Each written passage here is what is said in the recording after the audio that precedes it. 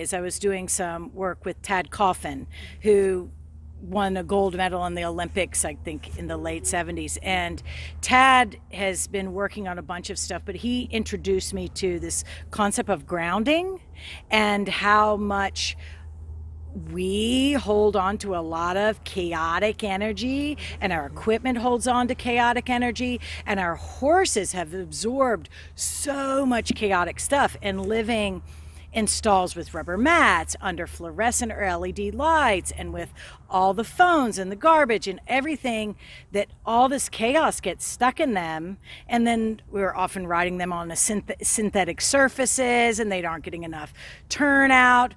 So he was showing me how we could do this grounding, and how the grounding was so powerful to them.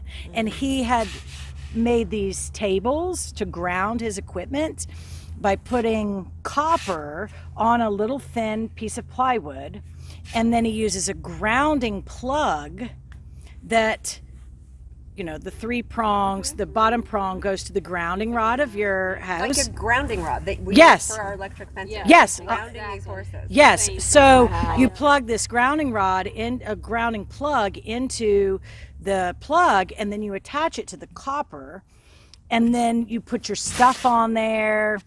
And you can also use like grounding fabric and this copper on the physical horses to help exchange, you know, to take away all this positive chaotic charge. You can fill them full of electrons, and it is unbelievable. The difference in my horses, when I took rubber mats, I bed with 10 inches of shavings. Cool. Super deep stalls.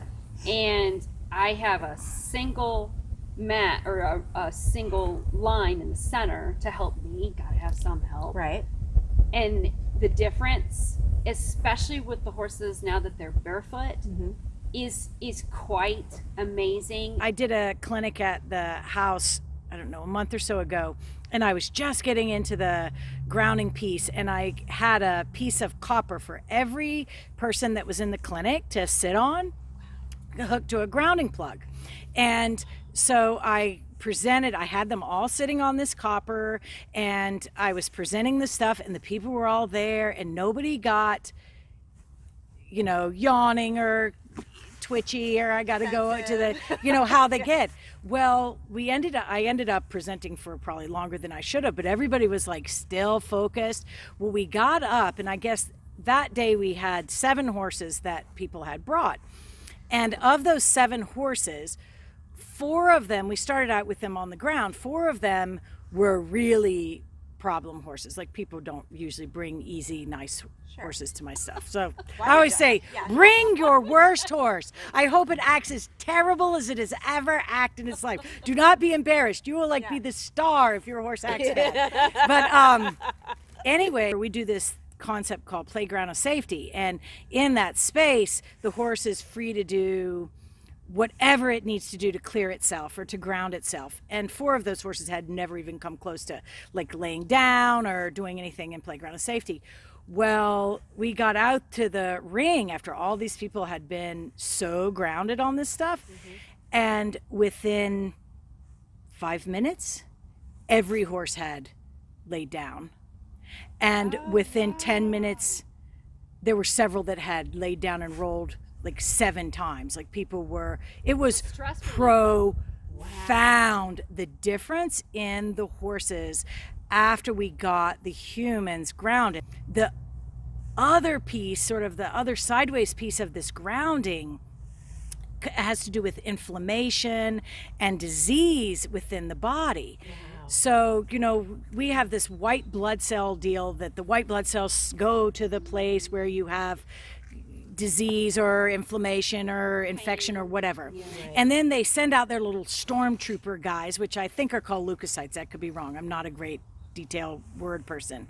But those things are missing an electron, and they go to the infection or wherever it is and rip an electron out of that, and that little cell of the infection dies. That's how the white blood cell deal works. Well, the little dead thing then turns very acidic, and it turns into a free radical, which I didn't understand, these free radical things they're talking about our face and Yeah, right. stuff. Is, well, the free radical is the dead cell that got the electron ripped out of it. Well, then it floats up. Now it's missing an electron. So it will go into the body and try and find a healthy cell and rip their electron out. So that's how the And it's an ongoing thing. yes, and that's how this cycle of inflammation is.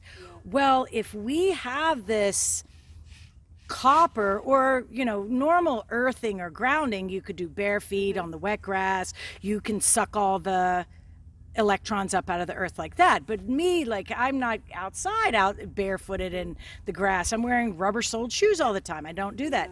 But with this, That's a good point that you bring up. Is sorry to interrupt, but that's a really good point. Yeah. Right. That's a very I have good a friend point. that does that specifically will go barefoot and be on And the I've earth heard of and do that. that. So yeah. sorry to interrupt, but that's a really no, good but one. it's a huge thing. Yeah. And watching the What is Earthing movie on YouTube, like, it's free with Clint Ober, like, it's a fascinating thing. But I was like, how can we hack this? Because I'm not going to go lay naked in my front yard.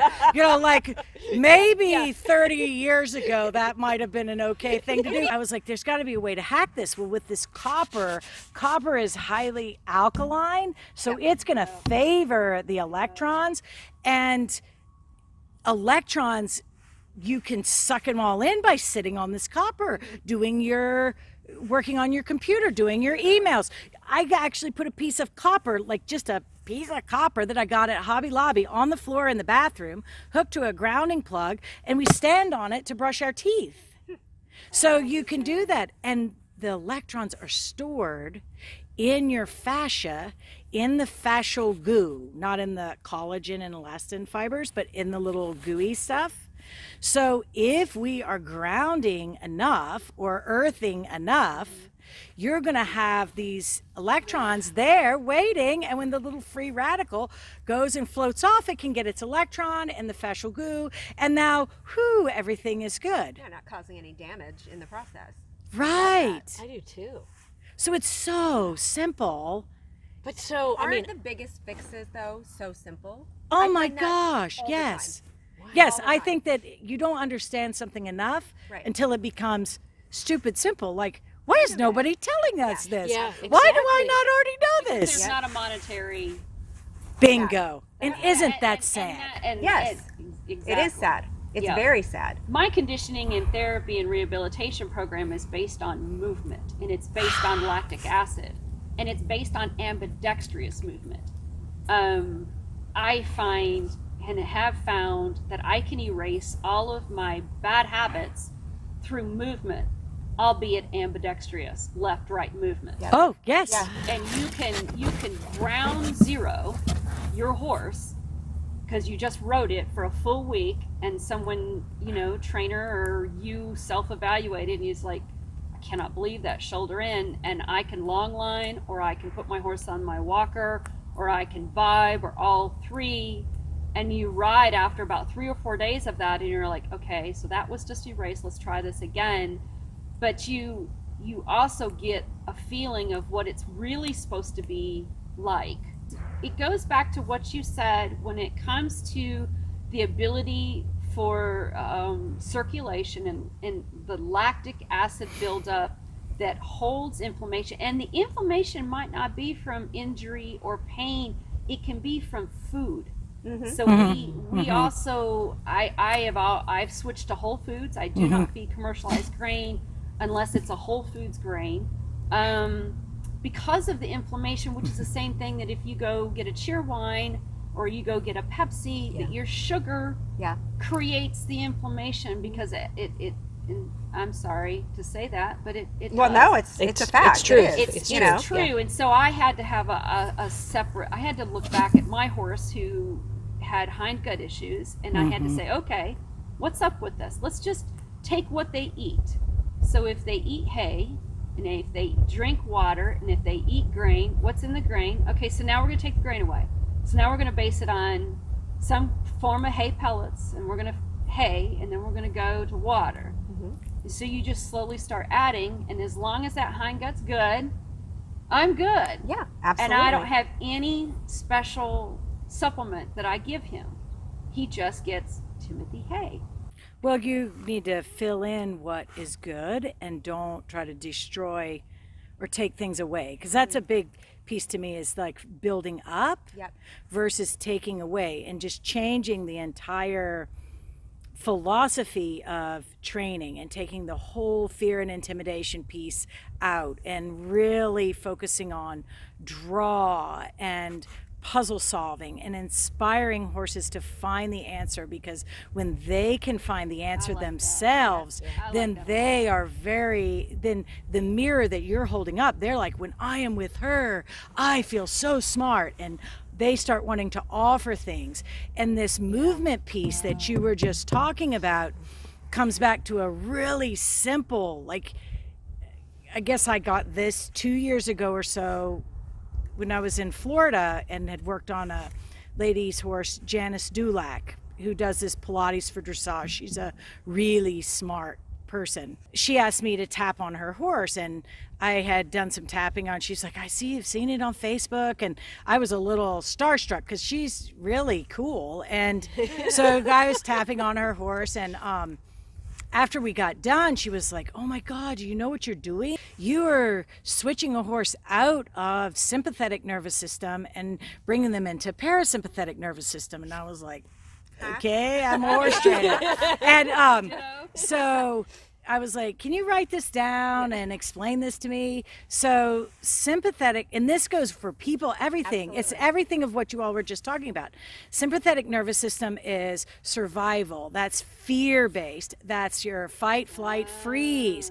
When we're sedentary, our body tightens up. Your fascia all tightens up because you're not moving, just like you say. Things get out of, being equal through the body, bilateral. Well, parasympathetic is your rest, digest, play, learn, heal, connect nervous system. And that is going to be based in a love, confidence space. Well, every organ in our body, I just think this is fascinating. Everything has a response, a way that it behaves when it's in sympathetic and survival, and a way that it behaves when it's in parasympathetic. Rest, digest, play, learn, heal, connect. And like, for example, tear production turns off in survival. Salivation turns off. Swallow reflex turns off. Blood pressure goes up. Heart rate goes up, and this gets down to your gut deal, the blood goes out of the gut and goes into the extremities to prepare for fight, flight, freeze.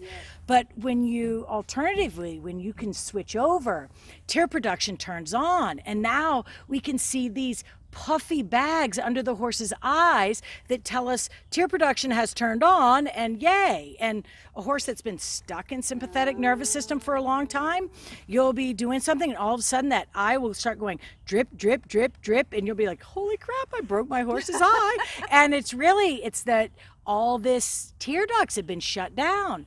And then like this salivation turning on, well, for years we've known these things. Like dressage people, what's that one of your first things you look for is this wet foamy mouth, because Xenophon and Socrates figured that out a long time ago. Horses with wet foamy mouth, they move better. And swallow reflex turns on, blood pressure and heart rate go down, the gut starts working. But even more than that, and I guess this is sort of a show horse person thing, but it applies to everybody, there's a separate set of muscles that go with sympathetic nervous system. So when you're working in your sedentary job, you are stuck in sympathetic nervous system to a degree. So you are engaging sympathetic nervous system survival muscles. These are going to be your mechanical muscles. They're they're the muscles that you can do it, but it's not flowy. To me, it's like your dump truck muscles. You can drive a dump truck to town, but it is not very sexy. The